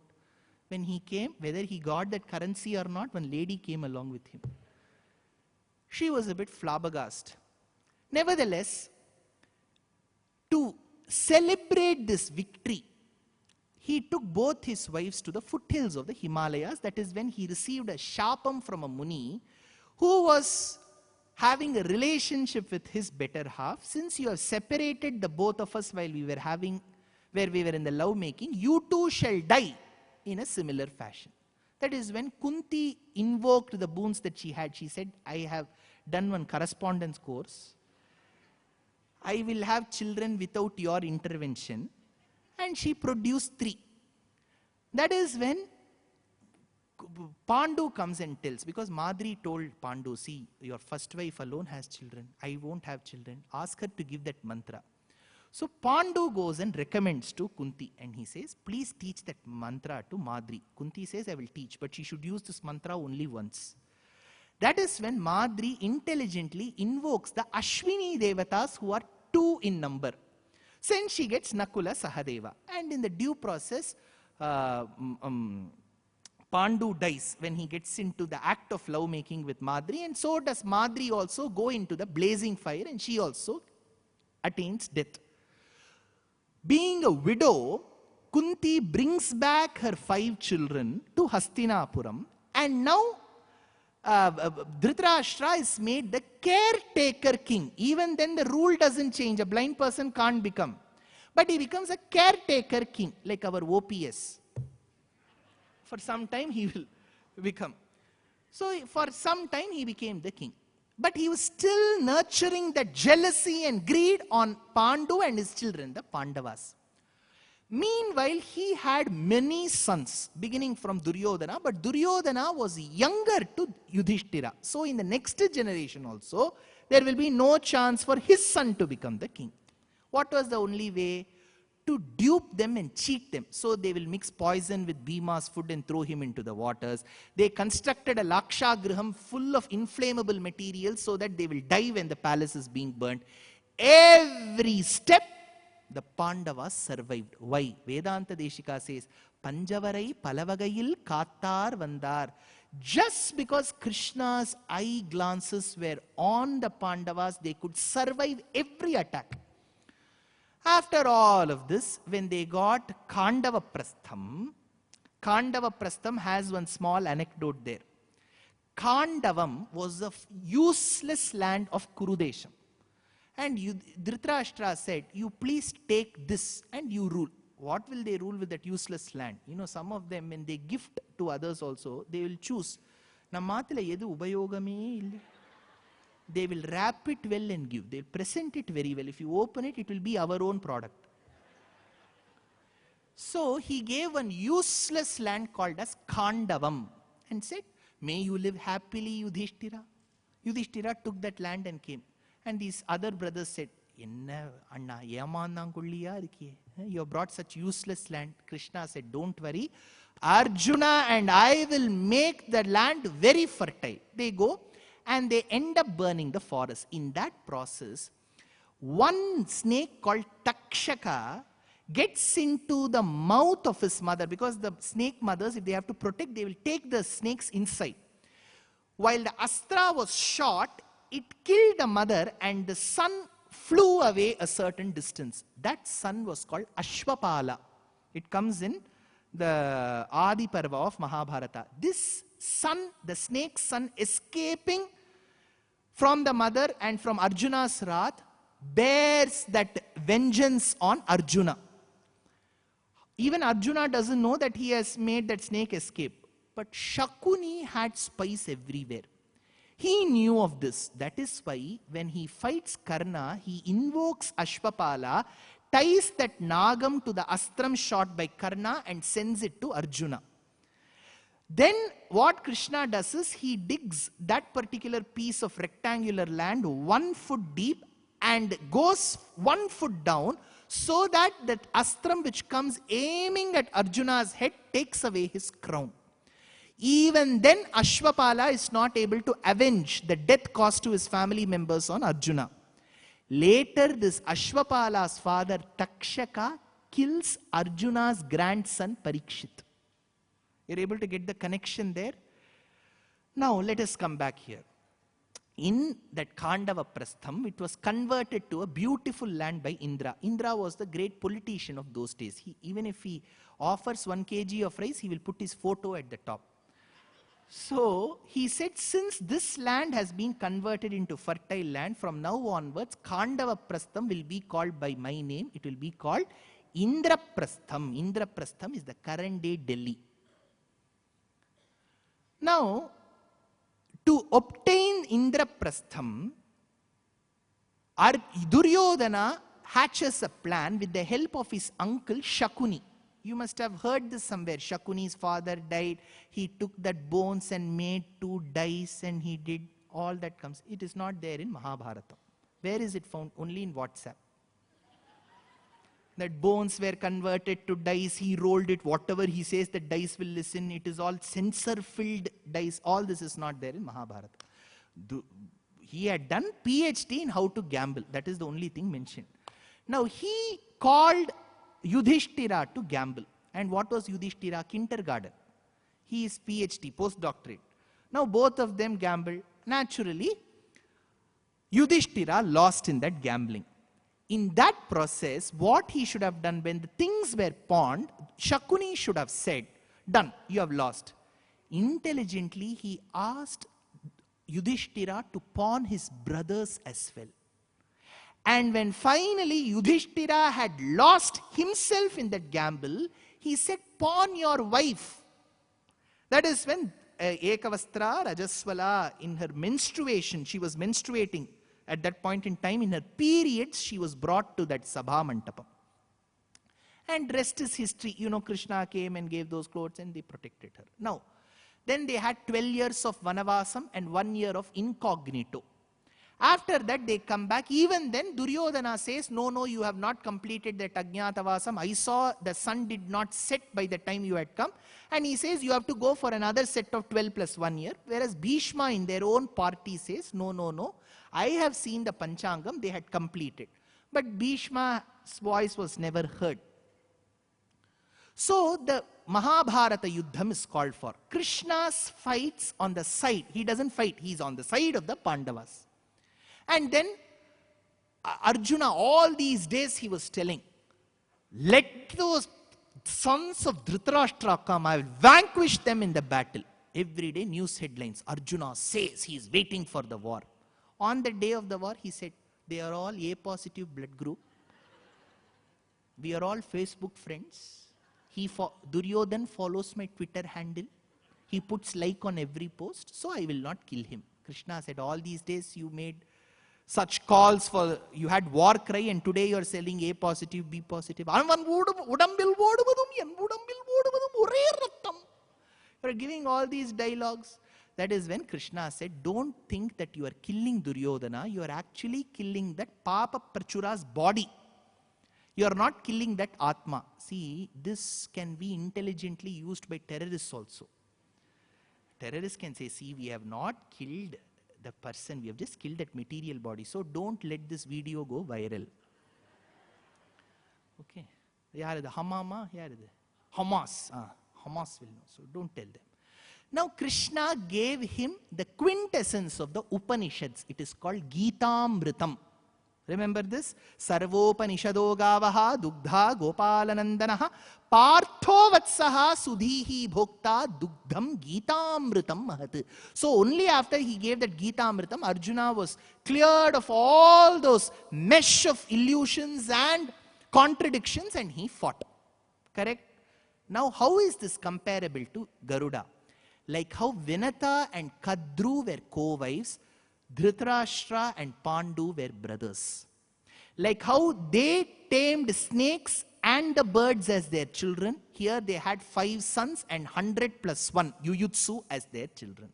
Like how Kadru had jealousy and greed on Vinata, Dhritarashtra developed jealousy and greed on Pandu. Like how her jealousy and greed percolated to the sons of Vinata named Garuda and Aruna, similarly Dhritarashtra's greed and jealousy percolated to the children of Pandu. Like how she duped Vinata by covering the tail of Uchchaishravas with her sons. Here using Shakuni, they gambled and cheated upon the Pandavas. Like how Garuda had to go on an expedition island after island to get himself released from the bondage. Similarly, Pandavas had to do 12 plus 1, 13 years of Vanavasam and Ajnatavasam. Like how there Garuda goes and receives the blessings of Narayana to get the Amrita Kalasham. Arjuna receives the Gita Amritam from Narayana's avatara called Krishna. So this is mini Mahabharatam. There is a comparison, like how you go inside a temple, you get a small miniature, you get a miniature here. So that is why Vyasa has intelligently narrated Garuda Upakhyanam as a mini Mahabharatam. It is a small Mahabharatam. And it has references in the Ramayana too. Now coming back to Garuda, does he find mention in the other portions of Ramayana? Yes. When Rama and his brother along with the help of Vanaras reach Lanka Pradesham, when Nagastram was shot at them thrice, the first time Garuda comes and releases them. Gaganachara Kanaka Giri Gari Madhara Nigamamaya Nija Garuda Garuda Nila Lava Galita Vishabadana Sharakadana, says Vedanta Deshika. When they were all tied with snakes bearing virulent poison, Garuda flies. Here is the shlokam. Vainateyana samsprishtas tayo samruru varnaha suvarne chatan snigdhe tayora shurbabhu vatuhu. When Garuda emanated the noise and he came, immediately the snakes went into the holes of the ground. Remember, like how I am dealing with Valmiki Ramayanam, there is a regional version in the Tamil called Kamba Ramayanam. In Kamba Ramayanam, in Yuddha Kandam, there is a portion called Nagapasha Padalam. That is, Garuda comes and releases Rama and Lakshmana and the other Vanaras from the snakes. There is an anecdote associated with it. When Kamban, 1000 years back, had composed 10,348 verses of the Ramayana in the Tamil, he had to go seek testimonials from great scholars. He went to Srirangam. Initially, the scholars who will agree with great Vidvat, they'll say, there could have been a small full stop. How much ever the person tries to impress upon cooking, somebody will say, koncho uppu irundirukkalam. Parala. Adutha thadava paathuko. Neede paathukono. So, the Vaishnavas in Srirangam said, Kamban, good work. We agree. But if Vaishnavas support Ramayana, it is not something to be revered. The Shaivas should say, accept your work. You go to Chidambaram. So Kamban went to Chidambaram. And when he went to Chidambaram, he asked one of the Dikshitars there. Muvayiram Andanargal we call. 3,000 Dikshitar families used to upkeep and maintain the traditions of the Chidambaram temple. He went and inquired with one Dikshitar. Swami, I have brought these manuscripts of Ramayanam. Will you agree? He said, no chance, sir. We are all very busy people. We have got all our appointments full. And what did the Vaishnavas say? The Vaishnavas in Srirangam gave one condition. All the 3,000 Dikshitars should come at one place and agree for your work. This Dikshitar said, see, that condition can never be fulfilled because we 3,000 Dikshitars have never come together at one place. Not possible. Kamban was very sad. He went into the temple of Nataraja. He looked at Nataraja, he looked at Govindaraja. If Chidambaram is a very unique place. If you stand in one place, you can see both Lord Shiva and Vishnu. By the time he was doing Pradakshina, the main temple doors were locked in the night. Then he wanted to get out. Somehow he managed to escape through the small miniature doors within the main door. And as he was walking, he saw a lot of people gather in the outskirts of Chidambaram in a graveyard. He went there, and the Dikshitar whom he had seen in the afternoon said, Kamban, just because you want to come in search of us, you have come to the graveyard as well. That time Kamban asked, are 3,000 people gathered here? He said, yes, incidentally 3,000 of us are here. Why have you gathered? One of my friend Dikshitar friends, his son was bitten by a snake. We believe that there is no medicine to this, and there is no medical practitioner who can give the right herbal concoction to release him from this poison. So we might as well thought, instead of letting him die, we can come and burn him. He said, don't think the child is dead. I will read that portion of Nagapasha Padalam from my Ramayanam. Nothing will happen. Mudimel nimirundu mugul yeriyai kayyan mugil மேல் நிமிர்ந்து ஒளியான் அடிமேல் விழுந்து மணியாமல் நின்ற நிலை உண்ணி உண்ணி அழிவான் கொடிமேல் இருந்து இவ்வுலகு ஏழொரு ஏழு தொழ நின்ற கோளுமிளனாய் படிமேல் எழுந்து வருவான் விரைந்து பலகால் நினைந்து பணிவான். As he read the verses from Nagapasha Padalam in Kambaramayanam, it is said in the anecdote that the boy was brought back to life. So, Garuda's intervention in the Yuddha Kandam of Ramayana is interesting. But again, I'll tell you one point. When Garuda arrives in the scene in Lanka to release these snakes, Rama asks one question. He asks, who are you? There is one shlokam in Ramayana. He asks Garuda, who are you? Garuda looked back. Ennaya kete? Oma tuki, tuki, tuki, tuki, evalavu naala tukintirukken Swami. I've been carrying you for long and you're looking at, asking me, who are you? That is when my Pracharya, my Acharya Karunakaracharya Swami's father, Srinidhi Swami, gave an interesting anecdote. It seems when Garuda left Vaikuntham to help Rama in Lanka, he saw Jatayu there. Jatayu was given moksha by Rama, and Gachalokan Anuttaman, Jatayu's new address is Vaikuntham Cross Street, Vaikuntham Main Road, Vaikuntham. So Jatayu is in Vaikuntham. When Garuda wanted to come to Lanka, Jatayu called and said, Garuda, come here. Rama may end up asking you, who are you?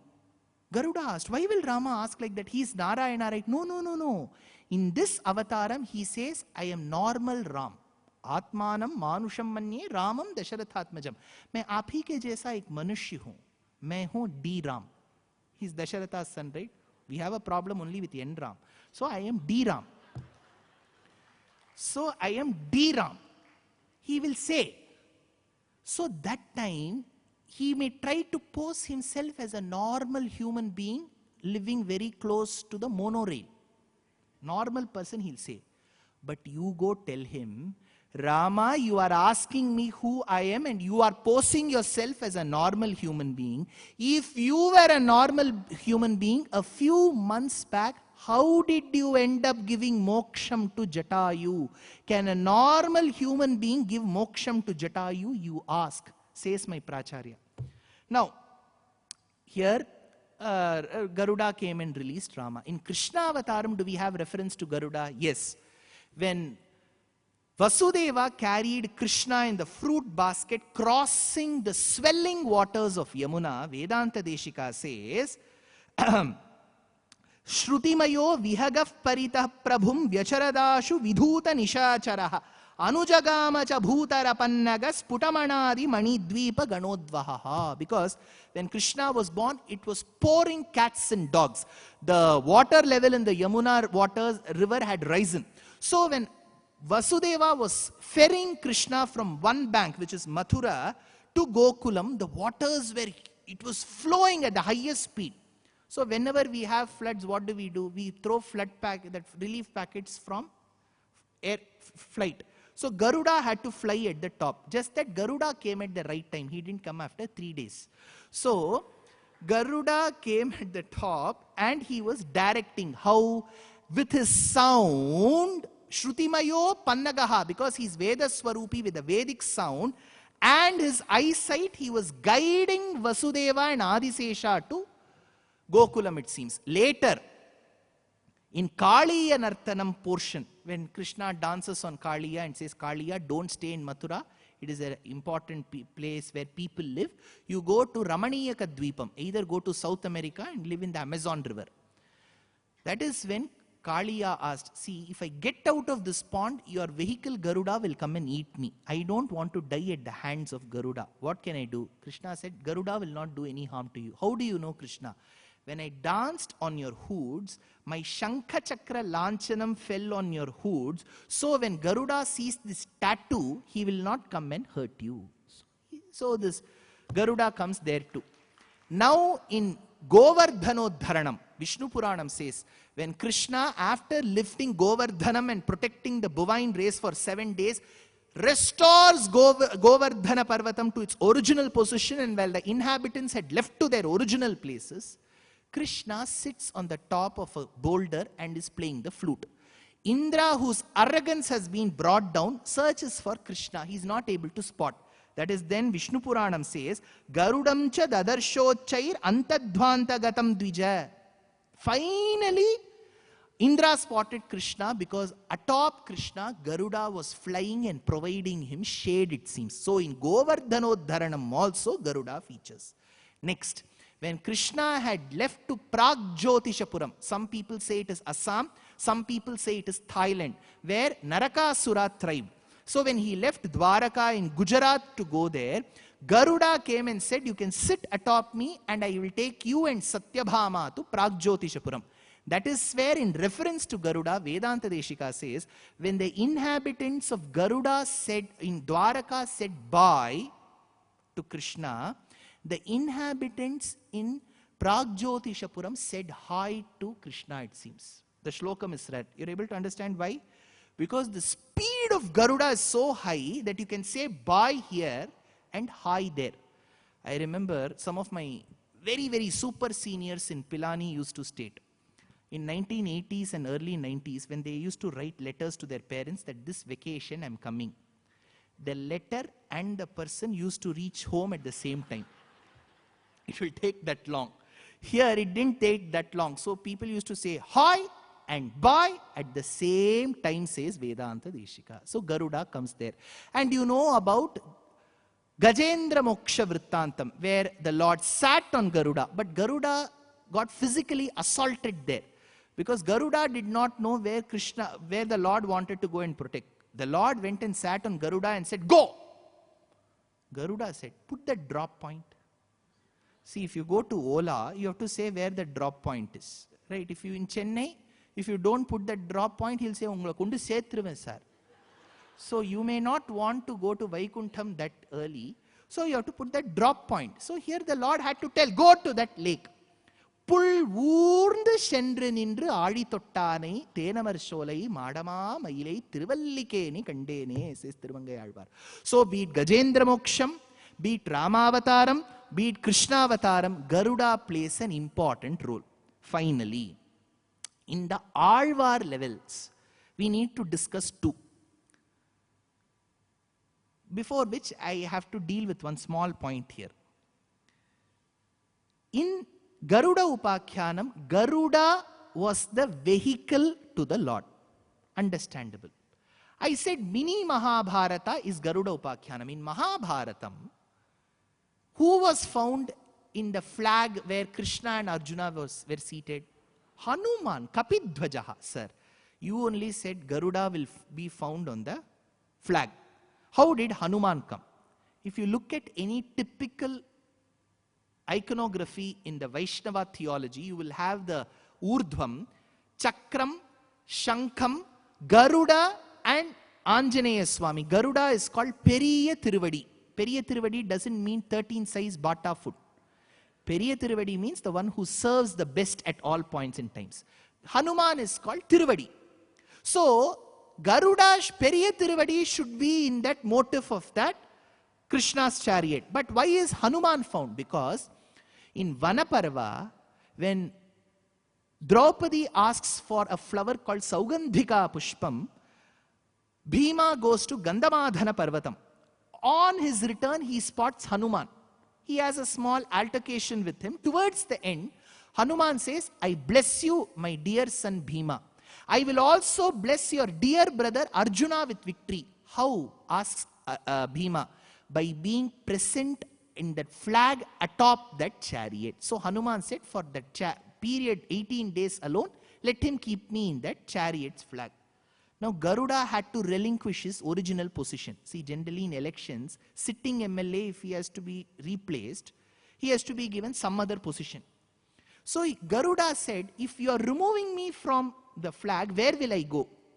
Andal answers this to this question. She says, Garuda pervaded the form of the horses. Remember, when Krishna narrated or gave Gitopadesham, who listened? Sir, we did not listen, sir. Maybe Arjuna and Velukudi Krishnan Swami must have listened. Who listened? Huh? Arjuna listened. See, Arjuna listened. Arjuna will ask questions. Arjuna uvacha. Then Bhagavan uvacha will answer. But Andal says you're missing the point. One side Arjuna is listening. The other side the 4 horses are listening.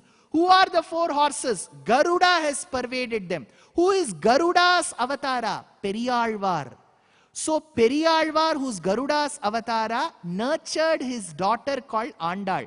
So when people, journalists, we have famous journalists, nation wants to know. When journalists went and asked Andal, at such a young age, how are you so mature? Even after becoming 70, 80, we don't get maturity. At the age of 5, 6, you are mature. How, Andal? She said, my father taught me. She had a learned father. She said, my father taught me. Immediately the journalist will ask, Barka will ask, how did your father learn? You learned from your father. How did your father learn? That is when she says, when my dear Krishna gave Upadesham, where do you think my father was? He was on the other side in the horses. Meimai peruvartai Vishnu chittar kettiruppar. He was inside the horses. So Garuda is essentially Periyalvar. That is why in Srivilliputturu, if you go, in the center you will find Vishnu as Rangamannar. On one side you will find his consort Bhumi Devi, who is Sakshat Kshamam Andal. On the other side, in the place of Periyalvar, you will have Garuda. So this is called Bhagavad Gita Ratham. Because Bhumi Devi, Narayana, there is Garuda, who is the horses. So here coming back to Periyalvar's Charitram, Periyalvar is Garuda himself. That is why he is called Vishnu Chitta. And Garuda is called Vedatma. So both can be derived using Tatpurusha and Bahuvrihi Samasam in Sanskritam. Last portion. 750 years back, in a small hamlet in the now bustling Kanchipuram, was a hamlet called Tupul. And in Tupul, in the Gotra of Vishwamitra, was born a consummate dramatist, a poet extraordinaire, a sagacious dietitian, a lesser-known mathematician, a polyglot and a polymath called Vedanta Deshika. When Vedanta Deshika, after a brief tenure in Kanchipuram, left to a coastal town called as Ahindrapuram, which is called Trivendipuram near Kadalur, looking at his Vidvat, some of the locals gathered a snake charmer and said, why don't you release your poisonous snakes towards him? Being the great Mantrik and Yajva, Vedanta Deshika recited the Garuda Mantram. And the snake didn't do any harm to him. Instead, when Garuda came and took away that snake and went, it was based on this snake's activities and pastimes and exploits that the snake charmer had a comfortable livelihood. He started crying, sir, I came to hurt you, now the snake is gone. Please ask that Garuda to bring that snake back. That is when Vedanta Deshika recited a Dandakam called as Garuda Dandakam, which I recited at about 6:15 today. You remember? I said this is Garuda Dandakam. That was recited to bring. Why did I recite? Because Shastram says, when you listen to Garuda Dandakam or anything related to Garuda, reptiles will do no harm to you. Even if the city is flooded, the snake will cross your house and go and will do no harm. One. And if you have Nagadosham or skin problems, it is good. Now don't ask me which is the patent which says that if you recite Garuda Dandakam, eczema will go. That you have to test it yourself. If you don't have skin problem, don't ask for that problem. If you have that problem, recite Garuda Dandakam. Now, in Prahlada Bhakti Vijayam, Tyagaraja uses Vinata Sutarara using Prahlada. When Prahlada was tied with serpents and put into the waters, it seems Prahlada said Vinata Sutarara, Vinata Sutarara. And there is one meter. It is called Garuda Gati Bandham. It's a very interesting point. Please make note of this. 750 years before, Vedanta Deshika deploys a meter in Sanskrit called as Garuda Gati Bandham. The shloka goes like this. Kavyaya sthita margavyaja yata gamargaka kamada jagadasthitye rangapungava paduka. If you put all these letters in concentric circles, then when you take the first letter to the second, third, fourth, fifth, sixth, you will get the pattern of how an eagle flies in the sky. It is called Garuda Gati Bandham. So Vedanta Deshika has deployed, they were so much observing of Mother Nature that they would observe the bird, how they fly. You know, seagulls have a way of flying. Eagles have a way of flying, and they converted that into that shloka. This is found in Paduka Sahasram. Be it Garuda Gati Bandham, a ragam called Garuda Dhvani, be it Garuda's presence in our Acharya's life, be it Garuda's presence in the Ramayana, Mahabharata, Vishnu Purana or Bhagavata, Garuda is found everywhere.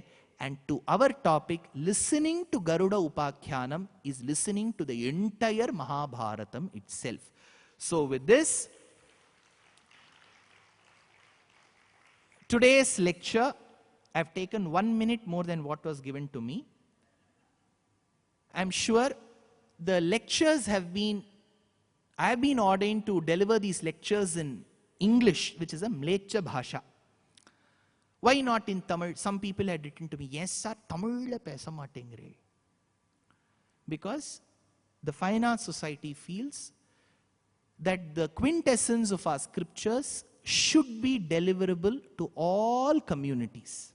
So we want Telugu speaking, Kannada speaking, Malayalam speaking, of course Tamil speaking, Marathi speaking, Gujarati speaking, Hindi speaking, Bengali speaking. We are a beautiful land. You know, the Bengali poet says, Dhano dhano pushpe bhora amoy dire boshundhora tahar maje ache desha ek shokol desher shera shede shopno diye toiri shede sriti ghera emon deshte kothao kuje pabe na ko tumi Shokol deshe rani sheje omor janmabhumi. Omor Janmabhumi, our Janmabhumi, is a bouquet and a plethora of such classical languages. But learning them, internalizing them, and delivering them and mastering them is not everybody's cup of tea. Not mine, of course.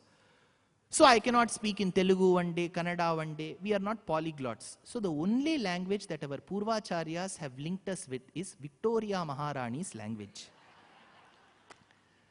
So English is the link language. And we have no vengeance or bad feelings towards any language for that matter. Let's use English and let's unite. That was the Fine Arts Society's thought. So my lecture for today and for tomorrow is positioned in English. So each of you have a duty. I know today was a working day. Despite that, despite being a ticketed event, I'm sure I'm seeing such a large audience. Tomorrow is a Saturday. So the topic chosen is entirely on the Ramayana, Sita Rama's compatibility, Dampatyam in English. And it's a topic which was very momentous as well, because roughly a month from now on, we are going to be witness to a momentous occasion where Rama Lalla is going to be put into a Garbhagraham. Each of us have a duplex apartment, an independent house, a 3-bedroom house, a farmhouse, lands to go with. And that Devata whom we revere was living in a blue-color tarpaulin sheet. I don't know how many of you have been to Ayodhya. You wouldn't know how you get in and get out. It was like a maze. Bhul bhulaiya jaisa tha. You would just go and get out. And today, finally, we are going to see a small dwelling. We speak about Maslow's hierarchy and the physiological needs. Ambarame, tannire, shore. He is going to get an ambaram after so many, many centuries. So to commemorate that, as a tribute, tomorrow we will be dealing with Sri Ram or Siya Ram. Sri is Sita. So their compatibility tomorrow. Please bring many of your friends who are not generally used to listening to lectures. Tell them he's not, after all, not that bad. So try, test him. Let this be a placebo for them. And I tell them that though I keep the lights on, if they move in the middle and they exit the auditorium, I take no offense. And I won't be looking at them. I'll just give them the same smile as what I would be giving to a person who sits through the entire lecture. So please feel free to join us for the lecture tomorrow as well. For Sita